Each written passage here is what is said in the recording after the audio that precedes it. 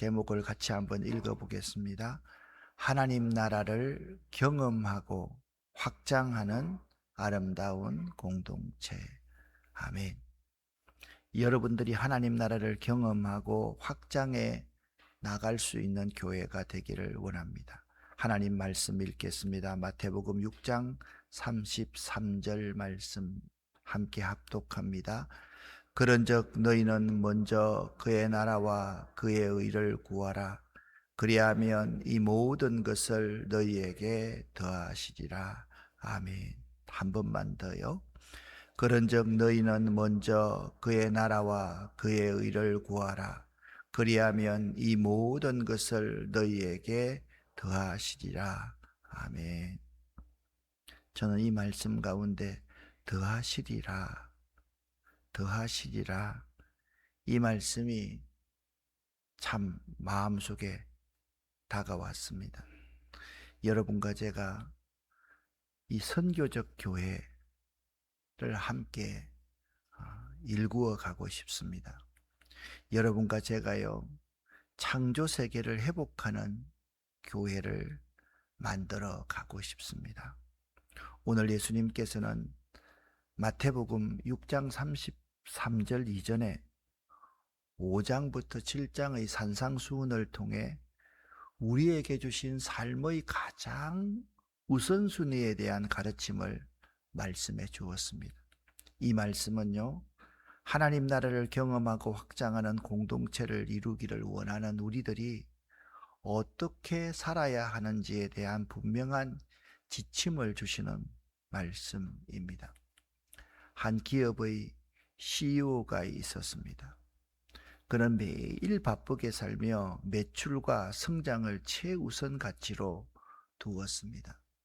어느 날 자신도 대기업의 CEO가 되기를 원하는 한 직원이 배우고 싶어서 그 대표에게 이렇게 물었습니다. 대표님, 우리 회사의 목표는 무엇입니까?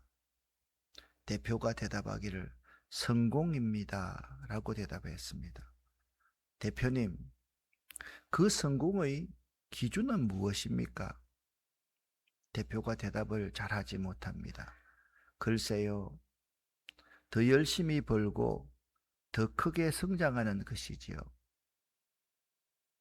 그 CEO는요, 자신이 무엇을 목표로 달려가는지조차 분명하지 않았던 것입니다.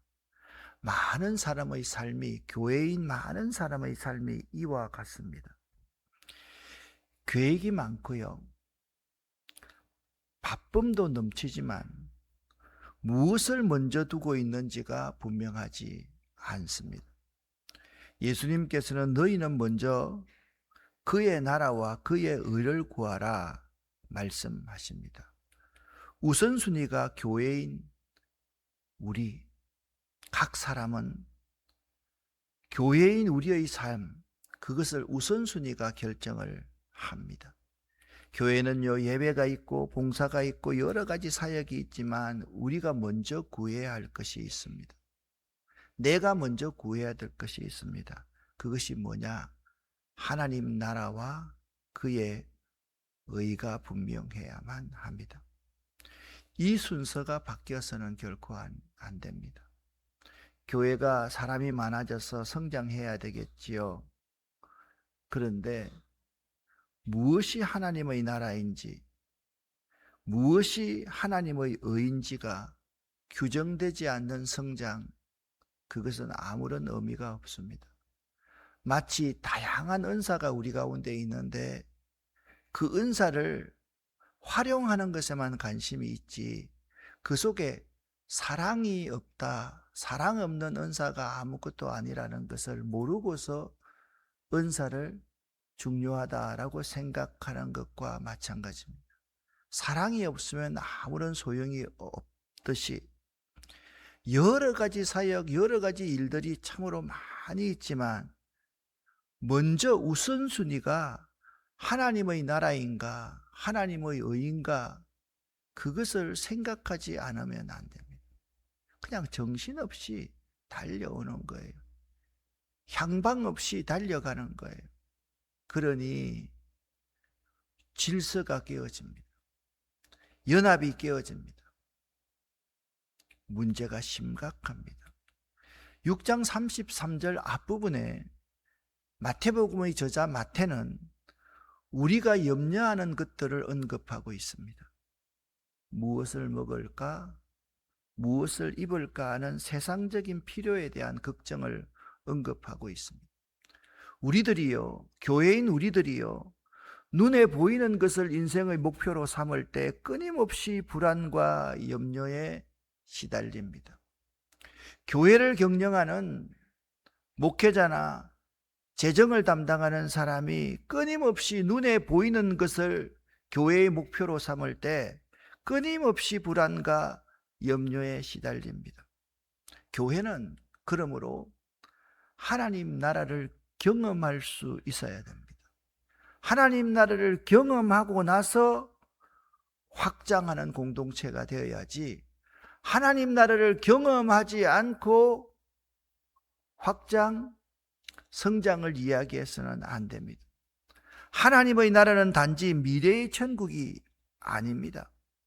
예수님께서는 하나님 나라가 너희 가운데 있다, 그렇게 말씀하셨습니다. 하나님 나라를 경험하는 교회 공동체는 그러면 어떤 곳일까요? 저는 4가지라고 생각을 합니다. 첫째, 함께 읽어보겠습니다. 하나님의 말씀이 판단 기준이 되는 공동체. 둘째, 기도와 예배를 통해 예수님을 주인과 왕으로 인정하는 공동체. 셋째, 서로를 경쟁자가 아닌 지체로 바라보는 공동체. 넷째, 개인의 상처가 쌓이는 곳이 아니라 공동체 안에 사랑과 용서가 흘러가는 곳. 이것이 하나님 나라를 경험하는 공동체의 특징입니다. 저는 우리 아름다운 교회가 하나님의 말씀이 판단 기준이 되었으면 합니다.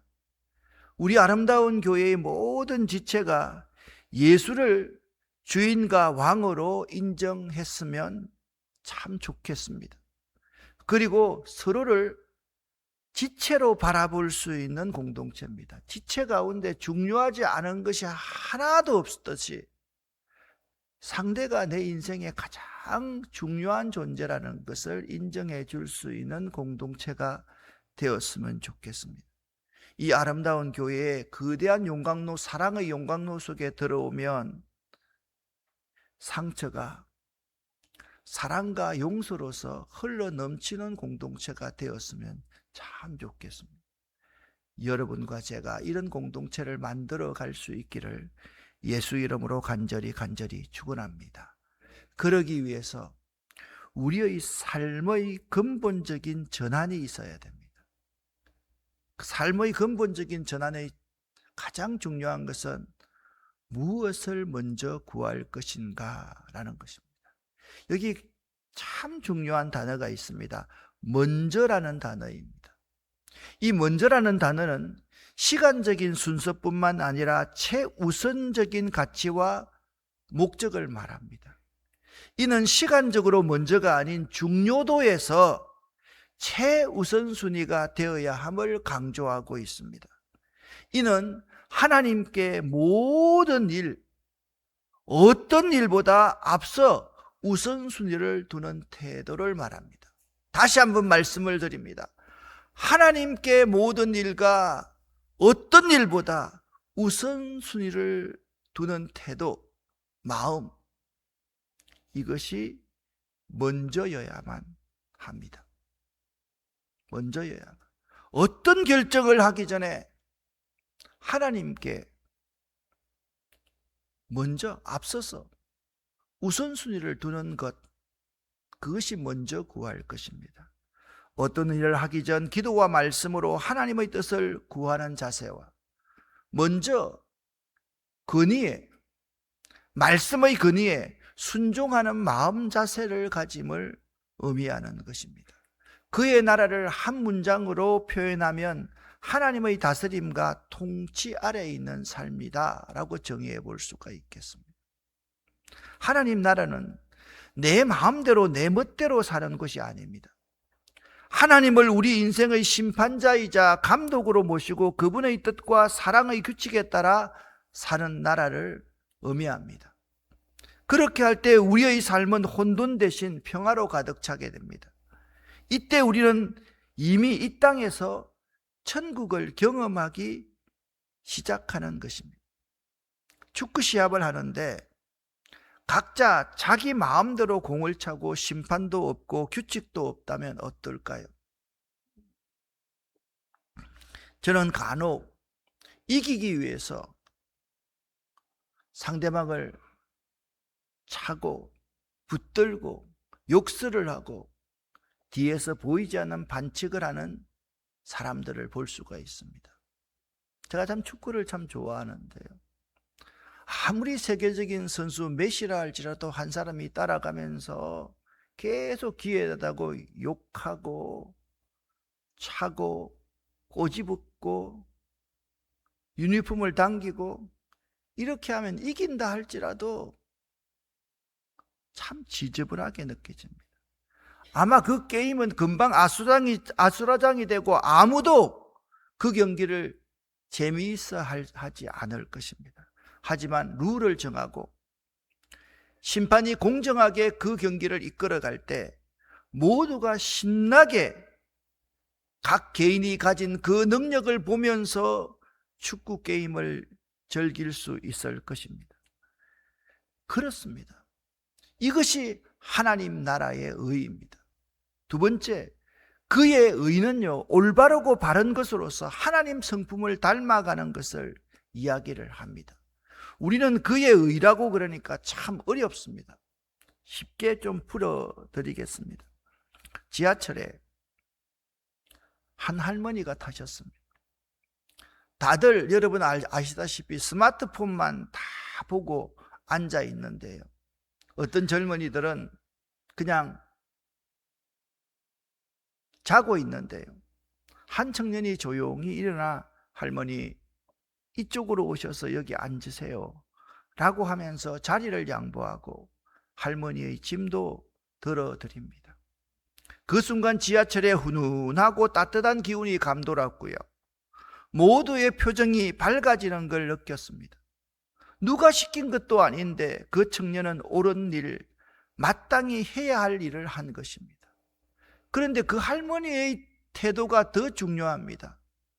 너무 고마워하면서, 당연하게 생각하지 않으면서 젊은이 고마워, 고마워, 고마워. 그런 것이 옳은 일, 마땅히 해야 할 하나님의 의입니다. 이렇게 나의 편리함과 이익보다 다른 사람을 사랑하고 더 섬기는 것, 어려운 이웃을 보고 지나치지 않는 것이 바로 그의 의를 구하는 삶입니다. 우리가 먼저 하나님의 다스림을 구하고 그분의 의를 따라 살아가려고 발버둥칠 때 우리는 우리 마음속에서 조용히 그러나 확실하게 하나님 나라를 경험하게 됩니다. 이것이 하나님 나라를 경험하게 되는 아주 단순하고 기본적인 논리입니다.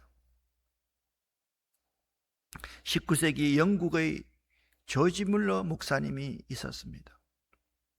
이 목사님은 수천 명의 고아들을 돌보는 고아원을 운영했습니다. 그는 고아원의 재정적인 필요를 사람에게 구걸하지 않았습니다. 오직 하나님께만 기도해서 재정을 구하리라 라는 원칙을 세웠습니다. 어느 날 아침 식사 시간이 되었는데 고아원에 식량이 단 한 조각도 남아있지 않았습니다. 모든 고아가 식탁에 앉아 식탁 기도를 시작했습니다. 조지 물러 목사님은 오직 하나님께 의지하며 하나님 아버지, 오늘 우리 아이들의 필요를 아시오니 채워 주옵소서라고 간절히 기도했습니다. 기도가 끝났을 때 문을 두드리는 소리가 들렸습니다. 빵 굽는 트럭이 고장나서 빵을 전달할 수 없게 된 한 제빵사가 빵을 모두 고아원에 기정한 것입니다. 뒤를 이어 우유 배달원도 마차가 고장나 우유를 모두 그 고안에 기정했습니다. 조지 물러 목사님은 역사상 5만 번 이상 기도 응답을 받았던 분입니다. 이분의 기도에 5가지의 원칙이 있습니다. 주의 십자가 공로만 의지하라. 모든 죄악을 고백하고 멀리하라. 약속의 말씀을 확정으로 믿어라. 하나님의 뜻에 일치되게 기도하라. 끈기 있게 간구하면서 기다리라. 이 5가지가 5만 번을 기도에서 응답받은 기도의 원칙이었습니다. 조지 물러 목사님은 인간적인 방법을 동원하지 않고 먼저 하나님 나라를 구했더니 하나님께서는 그들의 기본적인 필요, 이 모든 것을 기적적으로 채워주셨던 것입니다. 우리 아름다운 공동체가 하나님 나라 가치를 최우선으로 삼고 나아갈 때 우리는 모든 것이 넉넉하지 않습니다. 조지 물러 목사님의 기도 응답처럼 하나님의 살아계심과 공급하심을 날마다 경험하게 될 것입니다. 할렐루야. 중요한 것은 하나님 나라 가치를 최우선으로 삼고 나아갈 수 있어야 한다라는 것입니다. 이 그림을 여러분 보셨을 것입니다. 5만 번 이상 기도 응답을 받았던 조지 물러 목사님입니다. 우리가 수고하는 것 중요합니다. 우리가 땀 흘리는 것이 중요합니다. 그러나 더 중요한 것은 하나님 나라의 가치를 먼저 우리가 경험해야만 합니다. 그리고 하나님 나라를 구할 수 있어야만 합니다. 오늘 성경에 이렇게 말씀하고 있습니다. 같이 한번 읽어보겠습니다. 그리하면 이 모든 것을 너희에게 더하시리라. 아멘. 어떻게 하면요?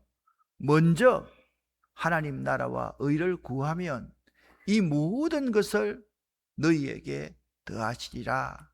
여기 더하시리라에서 더하심은 우리 안에만 머물지 않고 세상을 향해 뻗어나가는 확장과 복음 전파의 동력이 됩니다. 말씀드렸지요. 마더 테레사 소녀는 인도의 가난하고 병든 자들을 섬기는 사역을 시작할 때 가진 것이 아무것도 없었습니다. 그녀는 세상적인 계산이나 재정적인 계획 대신 오직 가장 작은 자를 섬기는 것이 곧 하나님의 의를 실천하는 길임을 믿고 헌신했습니다. 그녀가 먼저 하나님 나라의 가치를 구하자 놀라운 일이 벌어지기 시작했습니다. 전 세계에서 그녀의 사역에 감동을 받아 물질과 인력이 끊임없이 흘러 들어왔습니다. 이 더하심은 그녀 개인의 부를 위한 것이 아니라 병들고 소외된 수많은 사람들의 필요를 채우는 통로가 되었습니다. 우리 아름다운 공동체에도 먼저 그의 나라와 그의 의를 구할 수 있어야만 하겠습니다. 그리하면 하나님께서는 우리가 필요로 하는 것들뿐만 아니라 세상의 복음을 전하고 이웃을 섬기는 데 필요한 모든 자원을 우리가 생각하는 것보다 훨씬 더하게 더하여 주심을 믿으시기를 예수 이름으로 간절히 축원합니다. 문제는 먼저 기도하지 않는다는 것입니다. 문제는 먼저 하나님 나라를 경험하지 않는다는 것입니다. 그러면 하나밖에 도울 수가 없습니다. 그러나 하나님의 방법이 하면 그것이 30, 60, 100 무한하게 될 수 있다라는 것입니다. 이 더하심을 통해 우리는 고통받는 세상을 향해서 하나님 나라의 사랑과 정의를 흘러보내는 확장하는 공동체가 될 수 있는 것입니다. 그렇습니다. 문제 해결은 물질이 아닙니다. 우선순위와 우리 삶의 분명한 방향성입니다. 우리는 먼저 그의 나라와 그의 의를 구할 수 있어야만 됩니다. 우리들이 하나님 나라를 매 순간 경험하는 공동체를 함께 이루어 가기를 원합니다. 시골의 어느 마을의 작은 교회는 재정이 넉넉하지 않았습니다. 그 교회의 성령 충만한 한 권사님이 이렇게 말했습니다. 모두가 안 된다고 할 때 우리의 돈은 부족해도 하나님은 부족하지 않습니다. 아멘. 하나님이 다스리시면 필요한 것을 채우실 것입니다. 그 권사님의 선포하는 말씀을 듣고 난 이후에 성도들은 염려보다 기도를 선택하기 시작했습니다. 그리고 서로를 도우며 사랑을 실천하려고 발버둥을 짓습니다. 놀랍게도 1년 후부터 그 교회는 오히려 더 많은 나눔을 하는 교회가 되었습니다. 하나님 나라가 임하면 하나님의 일하심이 시작됩니다. 이것이 변화입니다. 우리 성도들에게 그 권사님의 그 큰 은혜가 임하기를 원합니다. 우리 아름다운 공동체가 하나님 나라가 임하기를 바랍니다. 우리 교회가 세상을 향해 더 많은 나눔을 할 수 있기를 바랍니다. 여러분 가지고 있는 돈만 바라보지 마십시오. 이것은 세상을 향하면 조족지혈에 불과합니다. 하나님이 일하셔야 됩니다. 하나님이 일하실 수 있게 먼저 하나님 나라와 하나님의 의를 구하는 여러분과 제가 될 수 있기를 예수 이름으로 간절히 축원합니다.